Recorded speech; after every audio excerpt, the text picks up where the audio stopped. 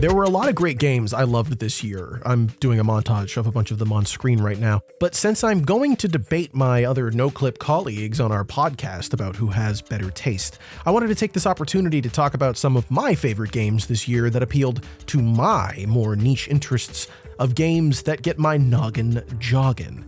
I love puzzle games in all their shapes and forms, and while I might not always be great at them, ever since I was a kid, I've loved the feeling of figuring out what a good puzzle is trying to communicate. Seeing logic defied in new and interesting ways, watching assumed rules be twisted to the point of confusion, spending hours stumped by a single knot in the tangle of a good puzzle, only for it to unfurl while you're stuck in traffic. That is what I used to live for before I had to play normal good games that don't give me a headache. So in the spirit of embracing my interests that I'm trying to bring into my 30s, here are a few games from 2025 that I absolutely adored because they made my head hurt.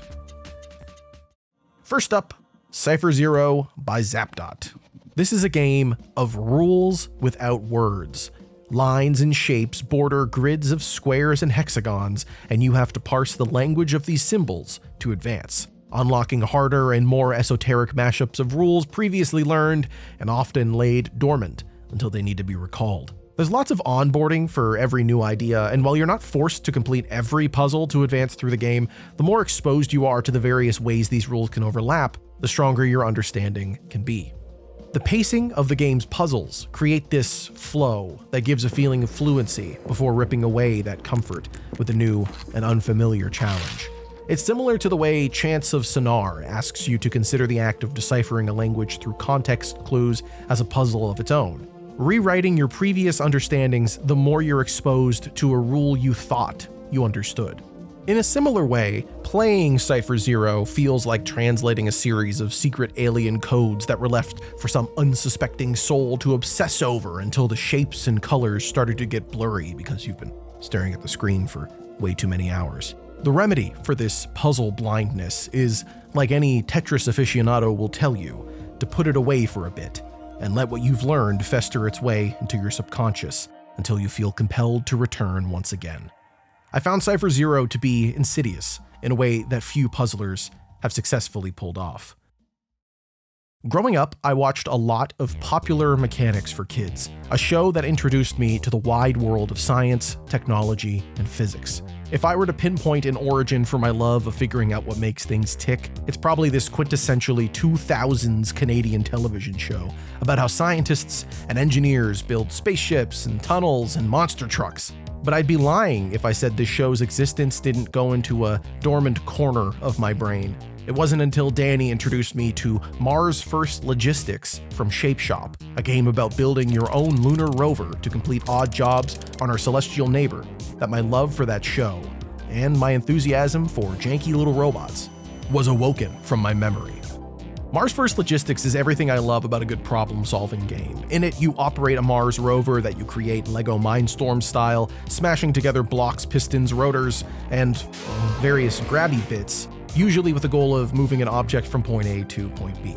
They do a good job of pacing new tools and challenges, starting you off simply moving things around before considering how you might rotate them or get them over rough terrain. I knew I was playing something special when, early on, a challenge involved delivering a box to a nearby location.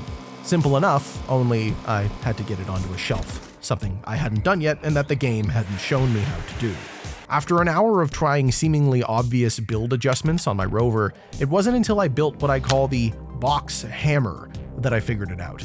I'll admit I'm not super far into this game, but I have spent countless hours fiddling with my rover's setup, trying to solve seemingly simple problems like delivering a pizza, with as much glee as I've had in some of the highest rated games of this year. Malinoway's got nothing on my little rover. In that same vein of problem solving in increasingly janky ways, Kaizen, a factory story from Coincidence, is a confounding experience, albeit one wrapped in a very lighthearted package. It's built by a team of ex-Zachtronics developers who are known for making games that all feel a bit like abstractions of solving problems in very programmatic ways, whether that's constructing a factory or a literal series of assembly language commands in order to reach a desired output. In Kaizen's case, you're working for a product manufacturer in Japan, assembling action figures, models, electronics, food, and other normal factory stuff, using an assortment of various machines. Essentially, you're building Rube Goldberg machines for assembling Megazords. It's a bit more than that, with a silly story of coworkers becoming friends across cultural lines. What does it mean to care about your work? Is there value in that work? Also playing patchy slot, but for the most part, it's about hitting your quotas. It gives a free form, unjudgmental space for you to approach every challenge as you see fit. Maybe you think this puzzle needs a bunch of grabbers. Maybe you're the kind of person who likes building tracks and moving things around. There's a lot of space here to use, but you certainly don't have to use all of it. Be as unoptimized as you want, so long as you reach the goal. That is, until you hit the dreaded leaderboards, giving a window into what this and most of the team's previous games can do. They turn you into an efficiency freak. Once I saw how few devices with how much faster and how little space a problem can be solved by my much smarter peers, I looked at my garbage creation for idiots and started tinkering. You get stuck in a state of constant retooling and refactoring, trying to find a shorter, cheaper way to solve the most unimportant problems imaginable. And because of that, Kaizen, a factory story, like almost all of Coincidence and their predecessor Zachtronics projects, is the closest you can get to programming without having to actually do it. While I'm on the topic though, I want to give a shout out to Replicube by Wallaber Entertainment.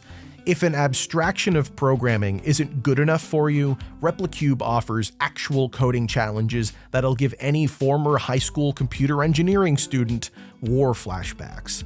You write some small scripts in Lua to shape, color, and build voxel structures, as per directions, all in a retro-style desktop interface. There are even leaderboards, so you can try to beat your friends and become the ultimate script kiddie. It's good fun. Strange Antiquities from Bad Viking is the sort of game that feeds one of my weirdest joys in life, helping someone find something from an incredibly vague description. Let me explain. In Strange Antiquities, you play as an amateur thaumaturge who works at the titular store, surrounded by an array of unlabeled cursed tchotchkes. Customers come in, do a little small talk to flesh out the world outside of the shop, and then they say something like, anyway, I've got to kill a guy in a cool way, give me something that'll help. And so it's your job to figure out which of these various knickknacks is the one that'll do the job. You check the name you're given in your guide to occult objects, and you get a vague description of a god or a disease or a place, and given enough context clues like texture or shape, you can scan your wall of antiques, maybe pick one up and observe its various features to see if it lines up with your description, or compare its weight, or bring it near other items. The amount of things you need to consider in order to parse what each object is makes for a fun, deductive experience, like you're playing a librarian who lied on their resume and has to learn on the fly. There's more than just playing object detective in this game, however. There are treasure hunts and riddles and loads of buttons and switches and a whole town outside of the shop to try and understand from your limited perspective. At its core, though, everything comes back to deciphering customers' increasingly confounding requests, which, like I said, appeals to a particularly sick part of my brain that loves the challenge of helping someone find something from a shred of information. I feel like I could play 100 hours of Strange Antiquities and never get tired of it, so thank goodness they already made another one about plants. Last up is Blueprints by Doggy Bomb. A brief summary of Blueprints' gameplay might go something like, open doors, build the mansion, reach the 46th room. And honestly, that and a strong recommendation from a lot of people will be enough to get even those with puzzle phobia to give this a shot. But where Blueprints succeeds most strongly is in how simply it turns anyone who plays into a conspiracy theorist. Passing through the same rooms for hours and hours on end until you know every angle and shape and color, only for your perception to be shattered after 30 or 40 or 100 runs, and suddenly these same rooms take on new meanings, is why so many people wouldn't shut up about a roguelike puzzle game without really any puzzles in it. I knew how special this game was when, after discovering an innocuous element of its visuals was actually an important bit of the overarching puzzle, I started to scour for other repeating bits of set dressing.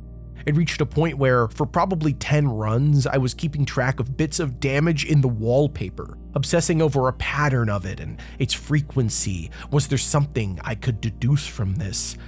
I might never know. If you'll let me get on my soapbox for a second, in a year where more and more games at the highest levels of spending are utilizing generative AI to skip over parts of the work that seem pointless or mundane or so unimportant as to not warrant the human touch, it takes a game like Blueprints, one that is designed in such a way as to encourage you to care about every single little thing, to the point that it leaves you obsessing over wallpaper to remind you that all of this is only as unimportant as you make it. When you can feel the humanity in a digital space, like the ghosts of its creators are building and shaping every wall along with you, that is when even bits that were placed haphazardly can become divine. Figuring out how to get through this seemingly adaptive labyrinth of my own making was nothing short of mind-bending. Comparisons to Mark Z. Danielewski's House of Leaves are impossible to ignore. It's a book that is as much about that place on Ash Tree Lane as it is about the people who inhabit it, or the people who recorded its story, or the people sharing that story. This is not for you, is how the book opens. A sentiment that this adventure on Mount Holly seems to share. You cannot untangle blueprints. You can merely revel in your lack of understanding. I hit the credits and stopped playing, not because I was tired of it. Not really, anyway. I stopped because I needed to move on, lest I construct my own Davidson record. Maybe I'll return one day, but I know that for my own sake, I had to move on. I had a lot of fun this year and played a lot of good video games, but there are countless titles I didn't even get the chance to play. You'll notice a big "the root trees are dead" shaped hole in this video, and that's not even counting the stuff I've just never heard of. 2025 was a surprisingly hard year to keep up with all of the new releases, even within specific niches like puzzle games, though outlets like Thinky Games, who you should totally follow if you like puzzlers, really helped out with that. Not sponsored, by the way, I just think they're neat. Hopefully in 2026, we here at NoClip2 can continue this trend of helping to highlight games that deserve more love, especially after the challenging year this industry has faced. I know we're certainly going to try. Until next time, keep on gaming!